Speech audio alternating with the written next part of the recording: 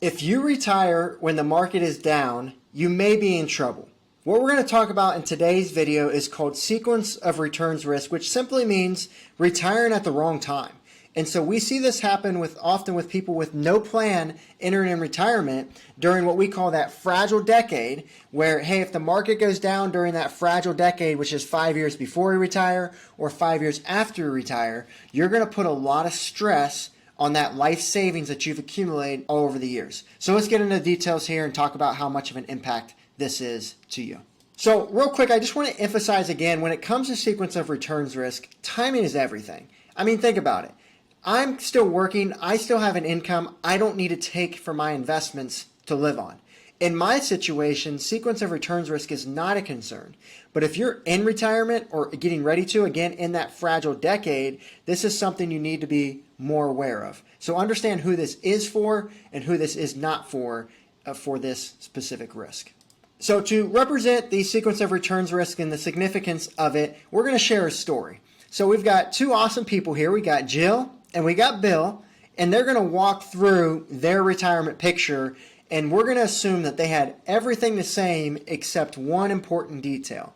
That one important detail is the year that they retired, as you can see up on the screen there. So we're going to say that Jill retired in 1996, and we're going to say that Bill retired in 1999. If you remember anything from these two dates, you'll remember that in 1996, that was the dot-com boom. 99 was the dot-com bust. So if you were Jill and you retired in 1996, that's great. The first few years of retirement during that fragile decade, no problems at all. For Bill, on the other hand, he's going into retirement. It's going down when he needs his money. So let's walk through some of the details here. They each have $1 million is what we're going to illustrate. We also are going to factor them investing in the broad stock market. And they're going to withdraw 4% per year. So a lot of you have probably heard of the 4% rule, and you've probably heard that it's under a lot of scrutiny right now. And a lot of you are probably considering, hey, is it even going to work? Is the 4% rule going to work? My belief is that the 4% rule could work. I would even add that you could even take more out of your plan if you do it in a smart way, if you have a smart plan to do so. And so that's why I'd recommend you get significant help when you are looking to build an income plan in retirement, because if you do it the wrong way, you may not be able to take out as much money, and Bill's going to be a prime example of this in this example here. So in the 4% rule in this example, you're going to see it work for one of them and not work for the other.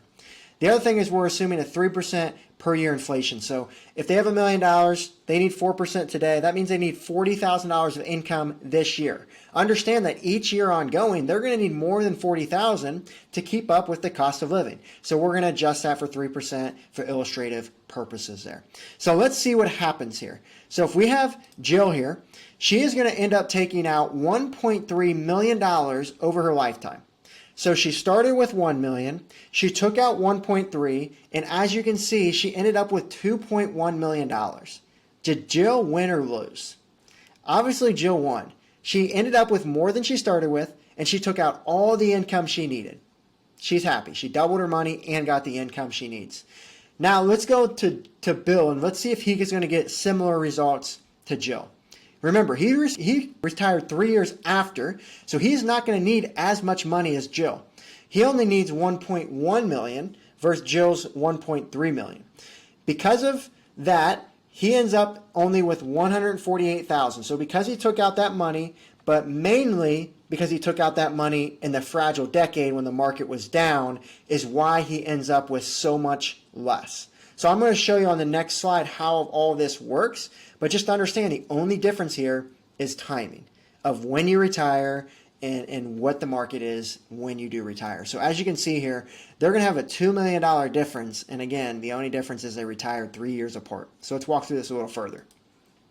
So if you see for Jill here, when Jill retired, what happened? Dot-com boom. Market went up until the 2000 dot-com bust.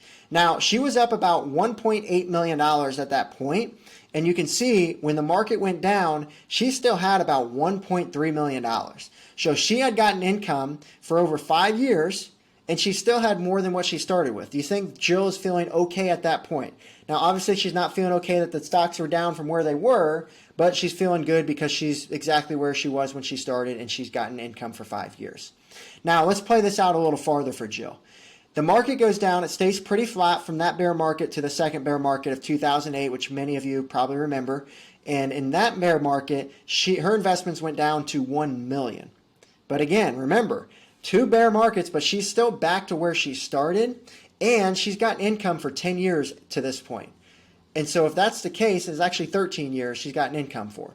So then she's thinking, okay, in my next 10 years, where's that going to put me? Well, now she's not having to backtrack. She's not having to take out money when the market's way down. She's not going to have to worry about having the time for it to come back up. And so she's still got $1 million. Her $40,000 plus inflation isn't going to cause that much impact to her in her later years. Bill, on the other hand, it's going to be a little bit different. When Bill retires, remember dot-com bust. He retires, his value goes down to $600,000. 5 years into retirement, $600,000, how are you feeling? Well, let's play it out to the second bear market. Second bear market comes around, and now his investments are down to $300,000, and he still has about 10 years that he's expecting to need additional money. And he doesn't only need $40,000 at this point, he needs $40,000 plus all the inflation up to that point. So that could be $50,000, $60,000, $70,000 at that point, and he only has $300,000 to get him home.